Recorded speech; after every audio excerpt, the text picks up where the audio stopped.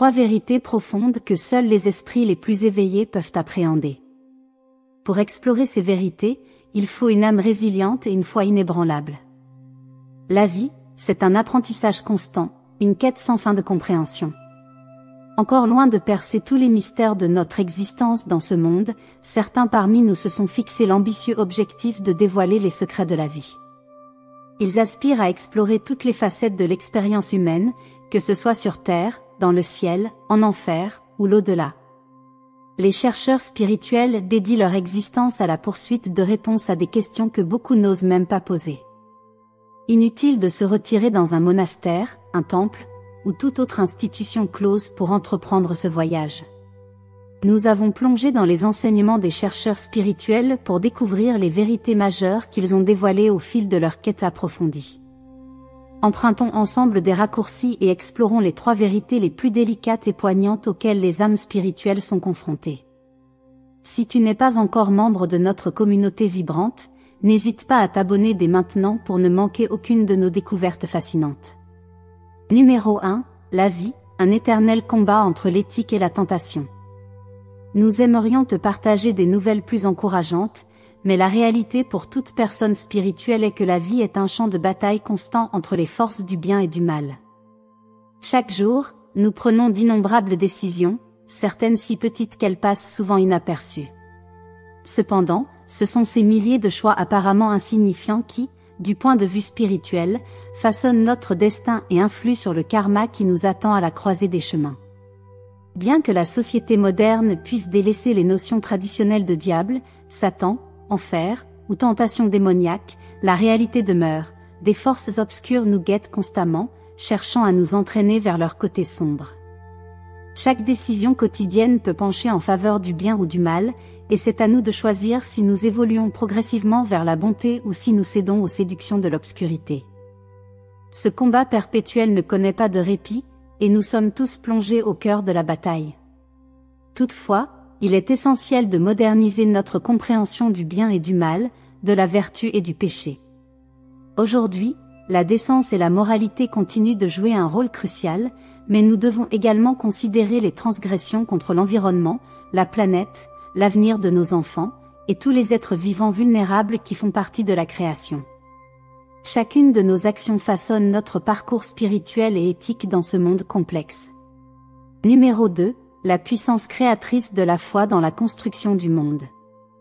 Cette seconde révélation s'avère plus captivante, bien qu'elle nous confronte de manière directe à nos responsabilités. Revisitons cette idée dans l'ordre. Bouddha nous a enseigné que nos pensées façonnent notre réalité, tandis que Jésus nous a transmis le message « Demandez, et il vous sera donné ». Utilisons ces 2 traditions comme fondement pour explorer le message dissimulé derrière cette vérité. Celui qui a foi participe activement à la création du monde, devenant ainsi un co-créateur conscient de sa réalité. Chaque lueur d'espoir naissante en nous ne se contente pas de rester intérieure, elle se propage à l'extérieur, prenant la forme d'une petite sphère d'énergie. Cette énergie positive déclenche quelque chose de tangible et bénéfique dans l'univers. Chaque geste bienveillant, chaque mot aimable que nous partageons n'est pas simplement un acte isolé, mais plutôt une force en mouvement qui engendre des réactions positives, créant ainsi une onde d'harmonie dans le tissu même de l'existence. Cette loi, immuable et indiscutable, souligne que notre participation active à la création de positivité contribue à une transformation collective, réaffirmant la puissance de la foi en tant que force motrice de changement dans le vaste tissu de l'existence. Ainsi, celui qui peut croire en quelque chose devient un véritable créateur. Nous sommes tels des architectes qui redessinent chaque jour le monde avec nos pensées, nos émotions, nos paroles et nos actions. Rien de ce qui nous anime ne passe inaperçu ni n'est dénué de conséquences. Si tu devais quitter ce monde demain, quel héritage aurais-tu laissé derrière toi? C'est une question à méditer quotidiennement. Garder à l'esprit la puissance de notre volonté personnelle et le pouvoir de nos pensées n'est pas une faiblesse, mais une force. Aucun individu n'est impuissant s'il peut nourrir une foi en quelque chose ou en quelqu'un.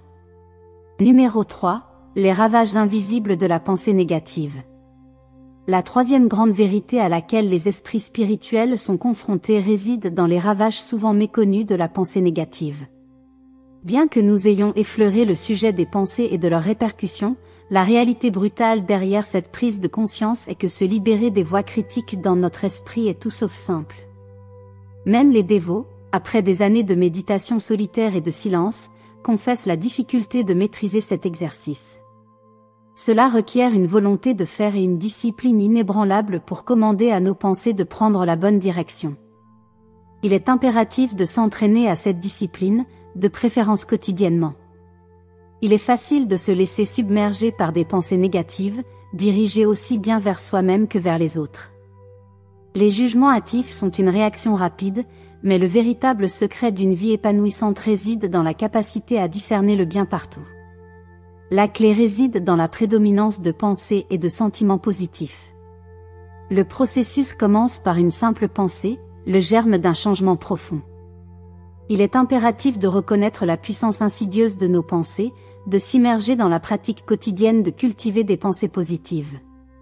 Chaque pensée constructive devient une pierre fondatrice, contribuant à bâtir un monde intérieur et extérieur empreint de bienveillance et de réalisation personnelle. C'est ainsi que la pratique constante de la pensée positive devient une voie vers une vie imprégnée de bonheur et d'épanouissement. En conclusion, l'acceptation de la vérité est incontournable pour les êtres humains.